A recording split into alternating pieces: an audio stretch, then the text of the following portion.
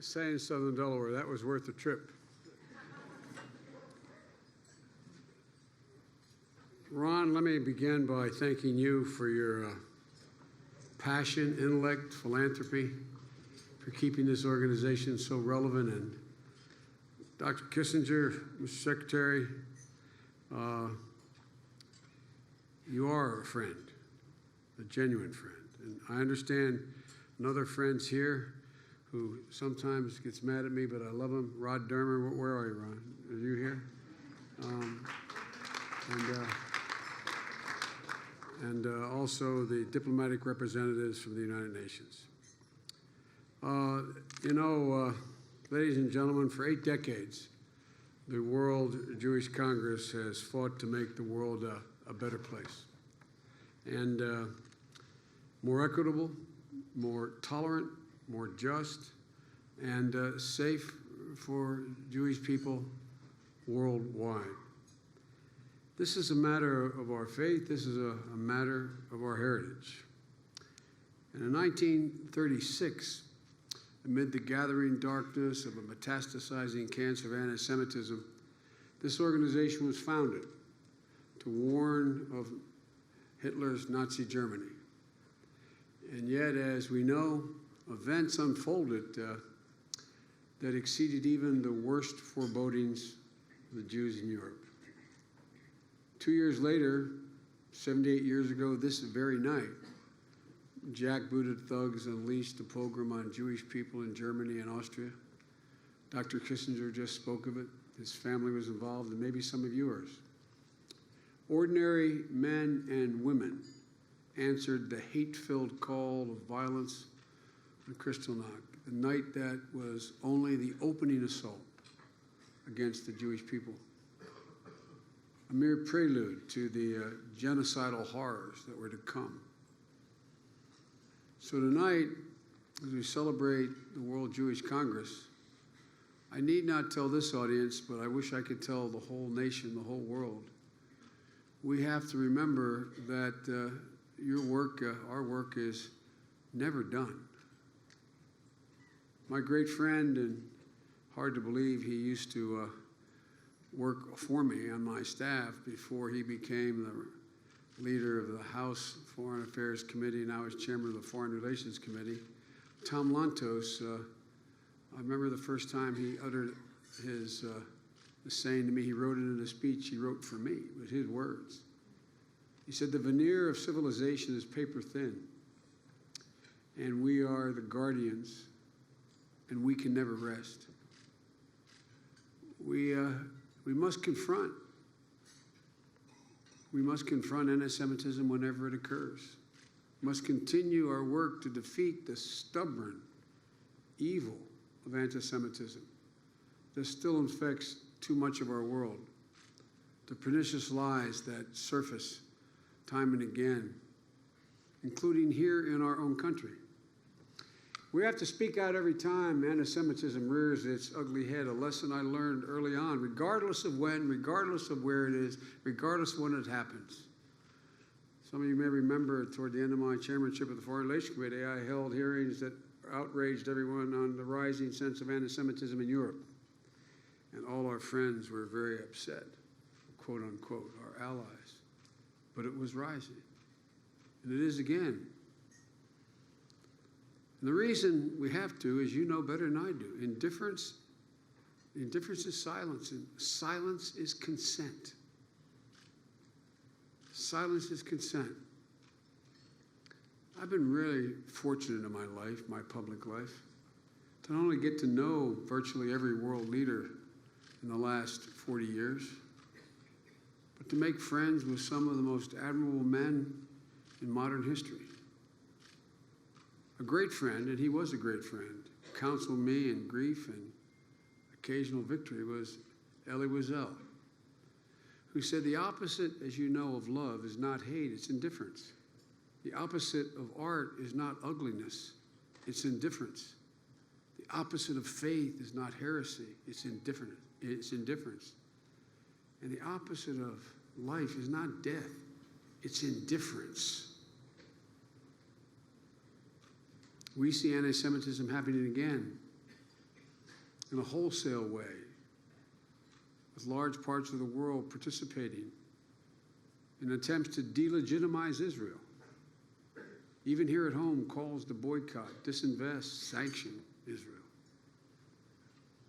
That's why, together with Israel and the EU and Canada, we helped organize the first meeting of the UN General Assembly on combating anti-Semitism. Hard to believe, all these years, the first convention on anti-Semitism in the United Nations. Even allegedly small things matter a great deal. That's why we work to ensure that the United Nations fully recognize Yom Kippur as a holiday.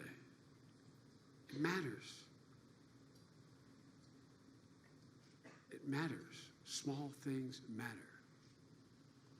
With the entire Jewish community, we resoundingly denounced the recent biased and one-sided UNESCO resolution that denied the Jewish history of holy sites in Jerusalem. It is and it must remain part of our national character, the American character, to defend the rights of all people. Because as corny as it sounds, we do hold these truths self-evident, that all men are created equal, endowed by their Creator with certain inalienable rights. The reason the rest of the world repairs to us is not the power of our example, but the example of our power. But the power of our example is really what matters. People don't choose to come here, repair to here, listen to us because of the size of our military. They come because they hope and pray we mean what we say, which we don't always. That's why we defend the rights of all people, Christians, Jews, Muslims, of any faith, of no faith. As my dad would say, every single solitary person is entitled to be treated with dignity, free of harassment and intimidation, free of the abuse of power.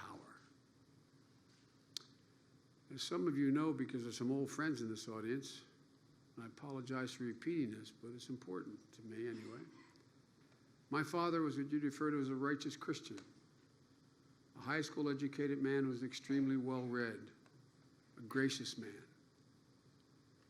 He taught me and my siblings that the ultimate sin was the abuse of power. And the ultimate abuse of power in all of history, he believed, was the Holocaust. He taught me, he taught my children, I taught my children, my grandchildren, that the ultimate guarantor against the return of that abuse of power for Jewish people was the state of Israel. As a student of history, he knew, like all of you, it could happen again. Our dinner table was a place where my father insisted on three things. One, that we had impeccable manners. Two, we never came to the table without a collar on our shirt. And three, we came prepared to talk and discuss. It's a place where we incidentally ate. I really mean it sincerely. My father made sure that my siblings and I understood that indifference did amount to consent. From the turning around of the St. Louis to the failure to bomb the railroad tracks, I don't know how many nights we heard the lessons he taught and things that he thought had happened that were quintessentially un-American in America. He talked about us never forgetting for our own safety's sake as well. And that's why, although it was viewed as somewhat, I occasionally was criticized by my friends, but that's why when each of my children, my deceased son Bo, who was a decorated war veteran, Attorney General of the state of Delaware, my son Hunter, my daughter Ashley, and so far, 3 of my 5 grandchildren, as they each turned the age of 15, I put them on a plane, and the first place I took them in Europe was Dachau. We didn't stop anywhere else. We transferred planes. We went to Dachau, and we spent the day. I was told this was a little too intense, but I didn't believe so, nor did my dad. I wanted them to see for themselves, to touch, to taste, to understand the horrors that can unfold when society grows complacent in the face of evil. Show them the homes that were immediately nearby, pretending they knew nothing about what was happening. Their silence being absolute consent. But equally as important, I wanted them to understand something equally as consequential about the incredible resilience of human nature. The iron will of the Jewish people to rise above these atrocities and make the world a better place, not only for their children, but for all our children, against incredible odds. It's a story you all know. But my guess is, those of you who are my age have a little pang and concern that your grandchildren and great-grandchildren don't fully understand as much as you did what happened. This may be the one audience where that's not occurring. All that my father taught me was driven home to me when, as a 31-year-old kid, just before I sat down at that meeting with Dr. Kissinger, Secretary Kissinger, I visited Israel after the Six-Day War and shortly before the Yom Kippur War. I sat in front of Golda Meir. And those of you who knew her as I got to know her had that sheath of maps behind her. She'd always turning around and pulling up and down and chain smoking. And she sat there. And I sat next to a guy that I became friends with, her aide, a guy named Itzhak Rabin, who was her aide at the time. Literally, we were both on the other side of the desk. And she had a pointer, and she was pointing and smoking and pointing and reading me letters from the front of people young men who had died and women who had died. And I was getting more and more and more depressed. No, this is God's truth. I also got ridiculed back then when I was why the Egyptians allowed me to go to the Suez Canal at that time. As I drove out from Cairo to the Suez Canal, I saw all these looked like maneuvering going on, but I couldn't see anything except the dust. And I was told there was sandstorms, but there were no sandstorms in front of me. And I remember telling her that I thought, and I'm a 30-year-old kid, okay? I'm the first United States senator I ever knew. And I'm telling her, I think the Egyptians are getting ready to attack. Remember John Rich, a young Rhodes Scholar who worked for me from the military academy, saying, please don't write that down. They'll think you're crazy. I remember telling her that, and she disabused me of a concern about that. But she just went on and on about 60 million Arabs and 6 million, at the time, 6 million Jews. And all of a sudden she looked at me and she said, Senator, would you like a photograph? And I looked back at her. I wasn't fully accustomed to the protocol. I said, well, yes, Madam Prime Minister. You know those blonde double doors that go out of the office into that sort of mini hallway? We walked outside. We stood side by side, and there were a battery of cameras. No interview, it was just cameras, television as well as regular cameras. And I guess I looked very, very, I looked like that the world was about to come to an end. And she turned to me while still looking at the camera. And she went like this. She said, Senator, don't look so worried. And I turned back, and I like a damn fool, I turned and said, well, Madam Prime Minister, she said, she turned and looked at me, she said, don't worry. We Jews have a secret weapon in our battle with the Arabs. And I thought she was about to tell me about nuclear weapons or something. I swear to God, I thought she was about to confide in me something that I later learned she probably told 100 people this. And she said, I'll never forget what she said. She got very serious. She said, "We have a secret weapon, Senator. We have nowhere else to go. We have nowhere else to go." I believe, as all of you do, that the United States has a deep and abiding moral commitment to Israel. We made it just 11 minutes after Israel's founding in 1948. A guarantee of security of Israel. But as I've often said in my 44 years in the United States Senate as Vice President, the God's truth is, if there were no Israel, we would have to invent one for our own safety's sake. That commitment, embraced by every president since Harry Truman. But there have been occasions, like I get a sense there is tonight, across this country. There's been occasions in the face of tactical disagreements with Israeli governments, but never a renunciation of the obligation. As I said, I've served with 8 presidents. Due to my deep involvement with American Jewry, the education I received from the community, my engagement with the State of Israel, I've observed unease that often accompanies a transfer of power that occurs under our Constitution every 4 years. It doesn't always result in the transfer of power, but when it does.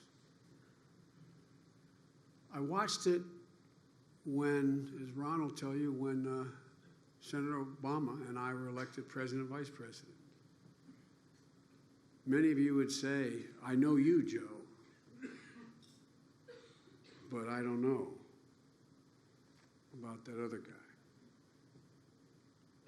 You're all smiling, but you know it's deadly true what I say. No administration in its history has done more to enhance Israel's security than this administration, including to my friend Bibi, and he is my friend. I told the ambassador that he showed me when I was having dinner with my wife and I having dinner at he in his home in Jerusalem. He walked me to the library. He probably just took it out because I was there, but there's a picture I had autographed for him back when he was at the embassy as a counselor and I was a young senator. And I said, "Bibi, I don't agree with the damn thing you say, but I love you." And I do. I might add in a point of personal privilege that when my son Bo died, the first person to call me was Bibi, and spent a long time with me on the phone, and then called again, and again, and again. But even Bibi acknowledges that in terms of raw security, culminating in a security assistance agreement with Israel of $38 billion over the next 10 years, the single largest pledge of military assistance in the history of the United States of America that we've ever made. Now there's a new transition going on, following an even more divisive campaign, one of the most divisive campaigns in modern American history. And a number of my friends in the community are anxious about what it will mean for America's commitment to Israel.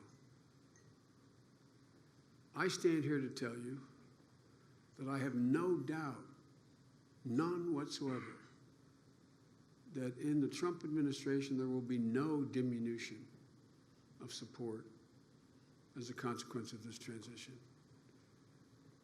Even if the new administration were inclined to reduce the commitment, which it is not, Congress would never let it happen. The American people would never let it happen. That's the point I want to make to all of you. You measure your influence on how well you influence me, presidents, vice presidents, secretaries, senators, congressmen. But your influence on the American community at large has been profound. That's the ultimate guarantor that every American president in every transition will never dare, even if they were inclined, and the Trump administration is not inclined, to reduce the nature of sport. There'll be tactical disagreements. There always are. Hell, the old joke you all know and you taught me. You get two Israelis on a street corner, you get three opinions.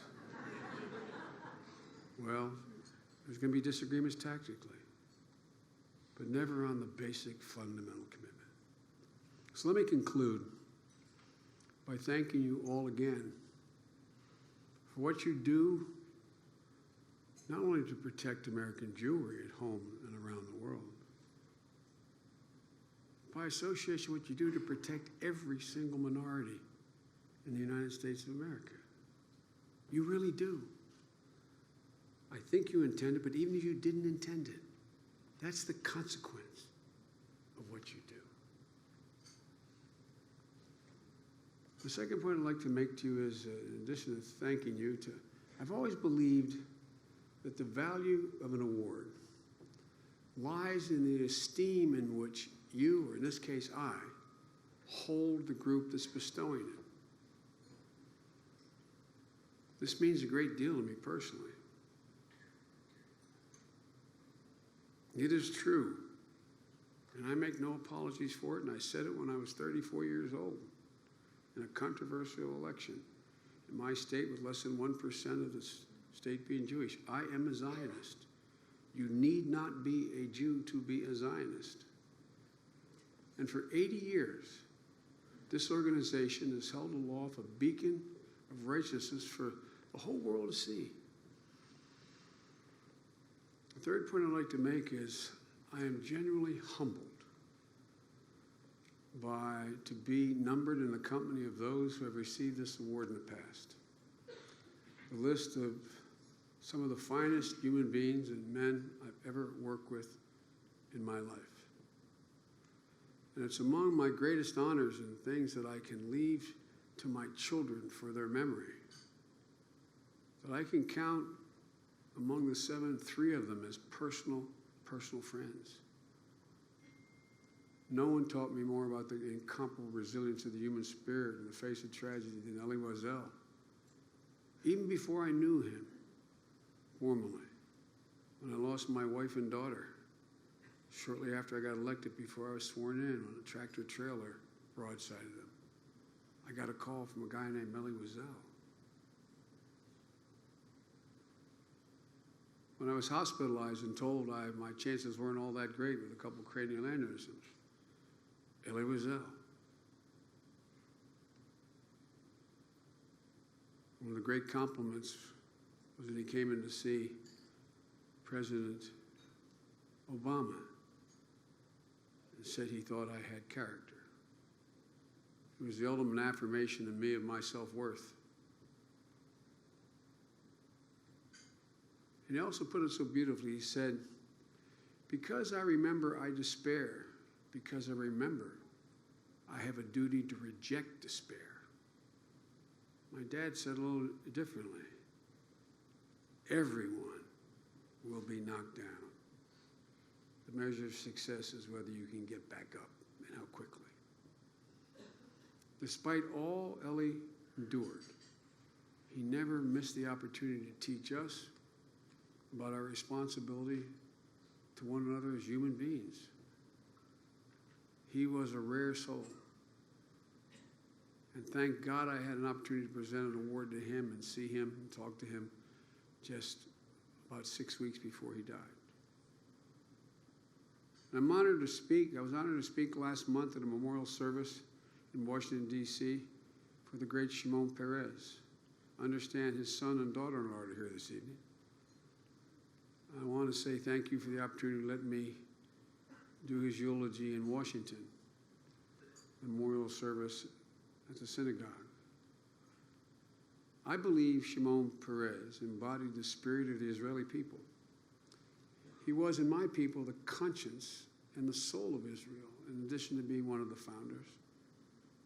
And I was blessed to call him a friend. I don't say that, but he called me a friend, which you have no idea how much that meant to me.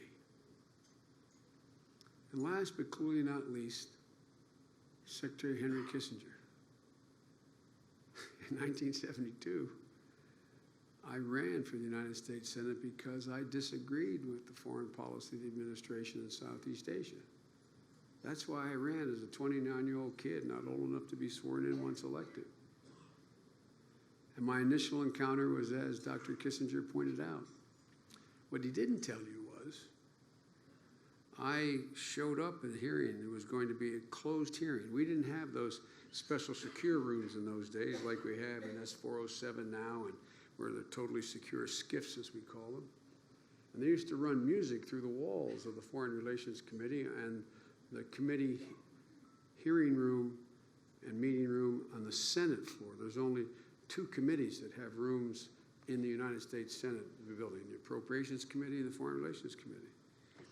And I'd been put on the committee recently, but I didn't know there was such a room in the United States Senate. So I dutifully showed up for the hearing where, quote, Secretary Kissinger was going to give, quote, his world view. And we knew it was about Vietnam and whether or not we were nearing the end or the beginning of the end or the end of the beginning. And so I showed up dutifully on time. The hearing was supposed to begin at 10. My recollection was it was a spring day because it was hot outside, warm. And I sat in the Hart building, and I was waiting, and I kept looking at my watch, and it was 5 after, 10 after, no one was there. And the horseshoe that you sit in, I was at the very end on the left side, the Democrats. And finally, a young secretary walked out and said, Senator, can I help you? I said, yes, I'm here for... He said, no, that's over in S-107. I'm thinking, where in the hell is S-107? She said, it's over in the Capitol. So I literally sprinted across the lawn between the Capitol and the Hart building. And I was perspiring like hell. I came in the ground floor door underneath the steps, and I ran straight ahead. And I ran in, I found the Senate Appropriations Committee, and I'm looking up at those little brass plates above each door. And I turned right, came all the way around, and finally I came back almost where I began, and there it is, that's 107. And they have louvered doors on the outside. And so I opened the louvered door, it opens out, and with that, Capitol policeman grabbed me by the shoulder, spun me against the wall, and said, where the hell do you think you're going, kid? I feel kind of stupid. And I said, I'm a U.S. Senator. He said, oh, my God, I'm so sorry. I didn't know that. He didn't ask me for identification. He believed me when I said it. Now I was really tight, and I had practiced the questions I was going to ask Henry Kissinger. And I walked in the door, and some of you I know the room. There used to be a set of filing cabinets on the right-hand side as you walked in, and this great large table about the size of the one in the Oval Office, and where we occasionally meet, the cabinet room. And it has a brass handle and opens inward. It's a French door. And there's no retaining device in the door because of the frescoed walls and ceiling. So I pushed the door open, and it slipped out of my hand and smashed against the filing cabinet. And about 14 senior senators had a coronary arrest. Everybody's like, and I literally found myself upon the back of Henry Kissinger. As you walk in, if you've been in that room, it's like no further from me to you for the chair where the witness sits. And I was mortified. And I looked around for the first open seat. I sat down, making myself the second ranking member of the committee. Oh, God. And Senator Fulbright had excused himself to go on the floor to make a speech after he had heard the testimony. And Senator Mansfield was the majority leader and the acting chairman. And he spoke in very crisp tones. And he said, everybody had asked a question. Anyone have anything else to ask? And I had practiced, and with temerity and as senatorial voice as I could muster, I said, Mr. Chairman, yes, I do. And he said, go ahead. And with that, I said, and that's when I started to say, Mr. Secretary, and Secretary Kissinger said, I thought no staff was allowed. And with that, I could see Assistant number 2 guy at the State Department, Joe Sisko, write on a blank piece of paper, Biden-Delaware. and he slid it over to Kissinger, to Dr. Kissinger. And Secretary Kissinger looked up and said, "Oh, Senator Biden, I'm sorry, I didn't know." And what always has got me in trouble, I was somewhat irreverent. I said, "Secretary Dulles, it's no problem, none whatsoever." That's how we started our relationship. But over the years, I profited by his friendship, by his wisdom, the incredible breadth of knowledge he possesses. I would argue, unlike any other leader in the world today. He doesn't have a rival, in my view, in the entire world. The breadth and depth of his knowledge and the profundity of his strategic thinking. So, Mr. Secretary, if you're still here, thank you for always being my reality check.